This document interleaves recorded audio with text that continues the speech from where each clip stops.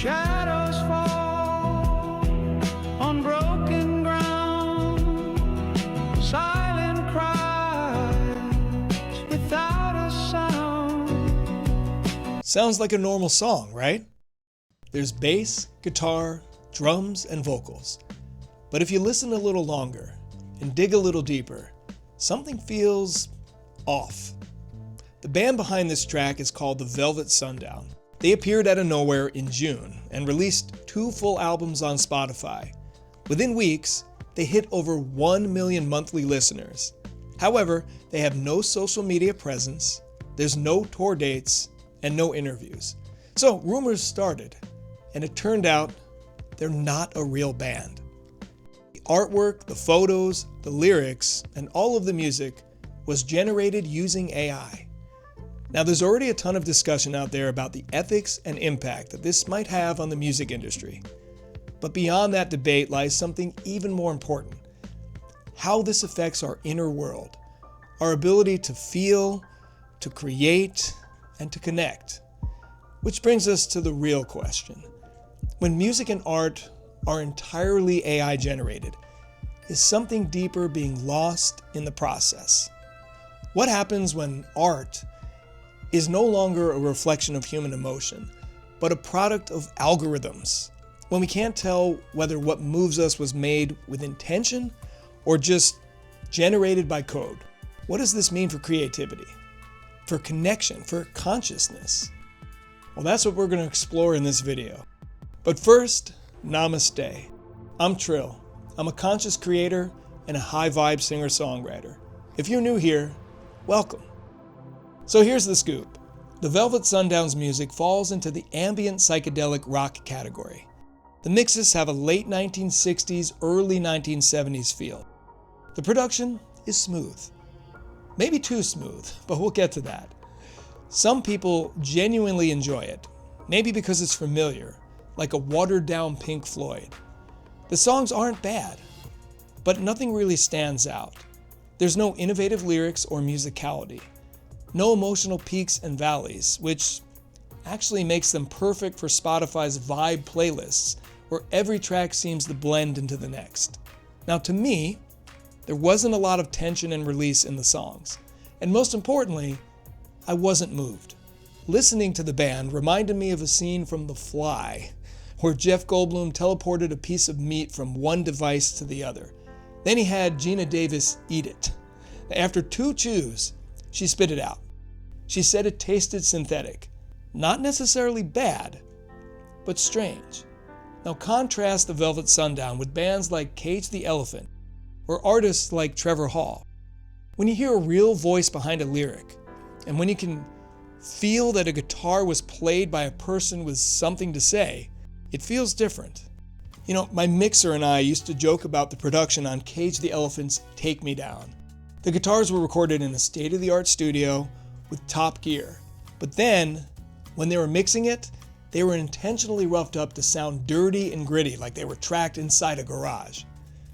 To get a result that packs a punch, it sometimes takes experimentation, and intuition, and dare I say, imperfection. Even if every note is pitch shifted perfectly into place, there are still variances in a human voice. Vibrato, scoops, whoops, etc. And there's nuances in pronunciation of words. Remember Ed Sheeran's Castle on the Hill? Castle. In a way, the flaws help a song stand out. Now, to be clear, I'm not saying that AI is horrible. It's just human-made art is born from a lived experience.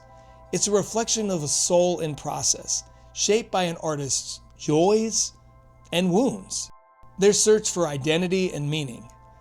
It can be raw and even offensive, but that's what it's like to be human. There was a time when albums took you on an incredible journey. Pink Floyd and the Beatles, for example. There was light and dark, heaviness and levity, contrast. Now those artists, and to be fair, many contemporary artists, understood that tension is part of transcendence. Architect Frank Lloyd Wright once said, "A good building lets you breathe." He created a concept called compression and expansion, which is a deliberate contrast between smaller confined spaces, like the entryway or the bathrooms, and larger open areas like the living room. Now, this intentional design evokes a sense of discovery and excitement as you move through his buildings. Like I said, I'm not anti-AI.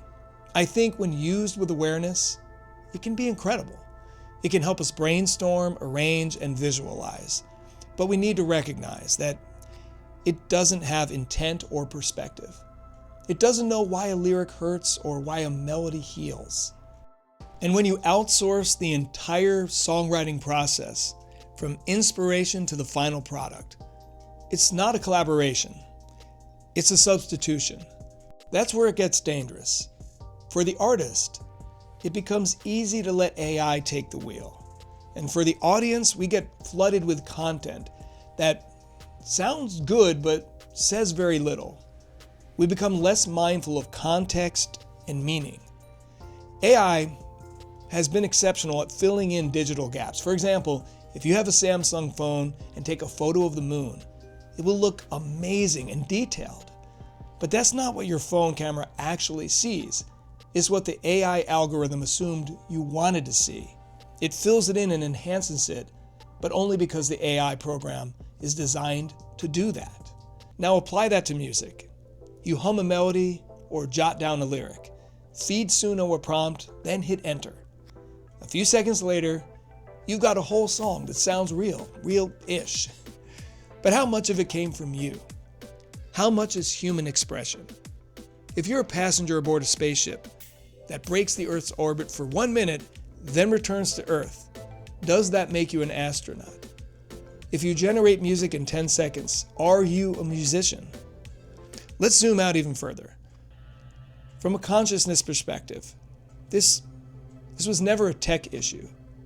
This was a meaning issue. Art has always been a mirror of divine creation. It's not just sound. When we create, we channel something higher and deeper.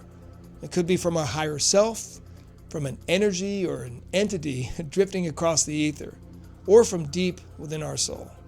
When I write music, whether through inspiration or direct transmission, I feel a profound connection to God, the universe, source, call it what you will. Music and lyrics just flow through me fast, but not instantaneously.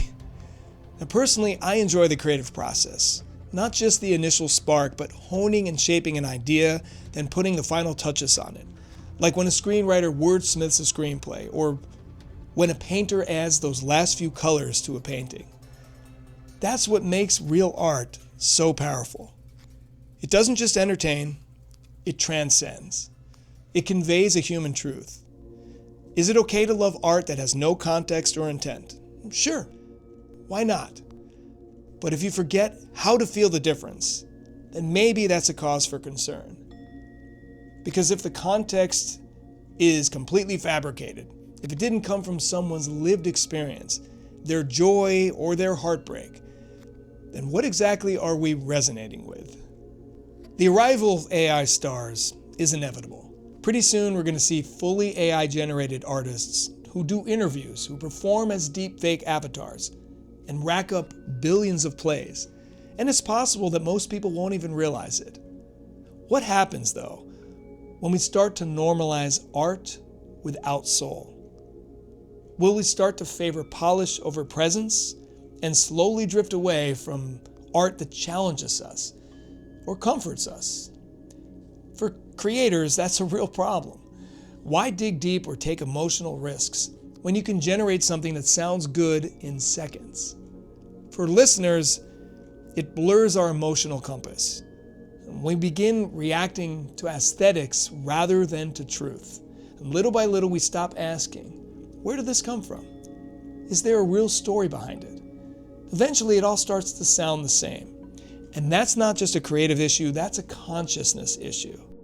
So, how do we navigate this? How do we stay awake as consumers and empowered as creators? In an age where AI can pretty much mimic authenticity? Well, it starts with presence. With remembering that art is not just sound, it's signal. From a consciousness perspective, it's not about tech, it's about meaning. Art has always been more than output. It's been a mirror of divine creation, a living transmission of emotion, story, and frequency. And when we create with intention, we tap into something higher.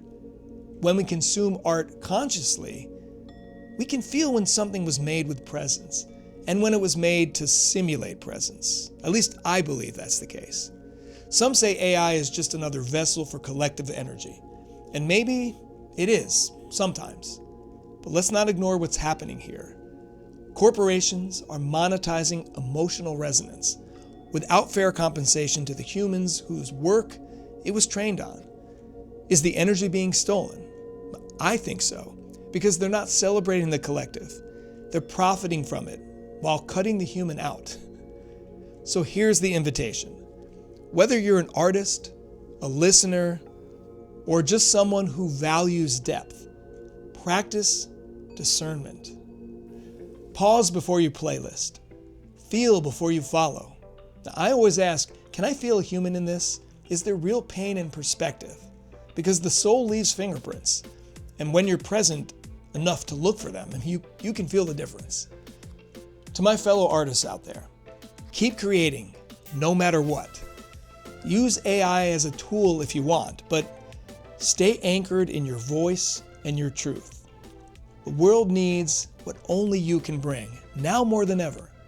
In a world where machines are learning to mimic the sound of a beating heart, be the one who remembers what a real heartbeat sounds and feels like.